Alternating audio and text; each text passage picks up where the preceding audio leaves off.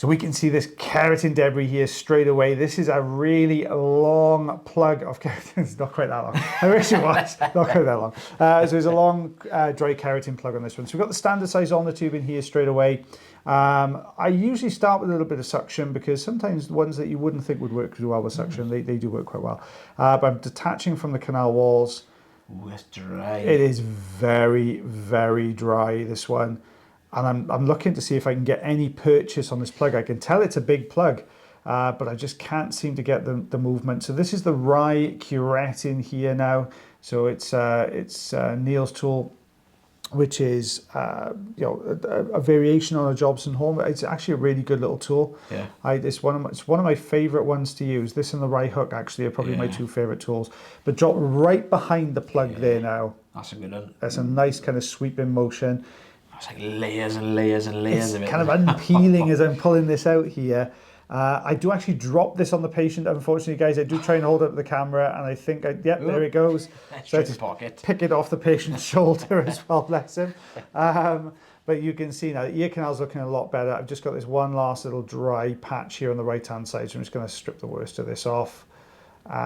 Always being very conscious of pressure on the canal wall at this point. Even in the more flexible part of the canal, which this is, you're still conscious about pressure. If you put too much pressure on it, it does make it feel like a sharp scratching sensation in there.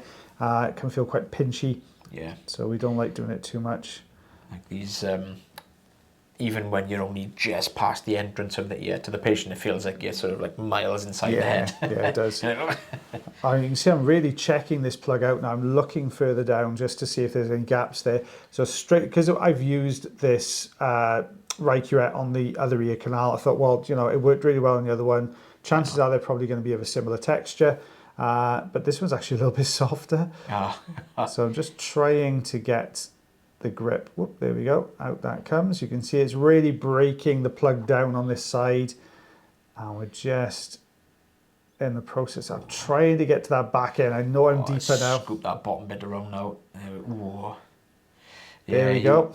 You'll sometimes find if certain patients have found one a little bit more kind of hard of hearing than the other with the wax in there, they'll probably just use more drops in that one side to try and clear it. That's probably why you might get little softer patches in these longer ones. But yeah, that's really satisfying actually. That it was a nice one. So you saw me use both sides of the curette there. So the bottom I was taking the actual wax off the canal.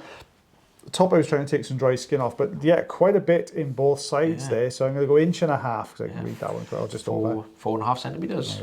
Well, guys, thank you for watching our video today. Don't forget, we are trialing something new on the channel at the minute. So you are going to get single cases on Monday, Wednesday, Friday.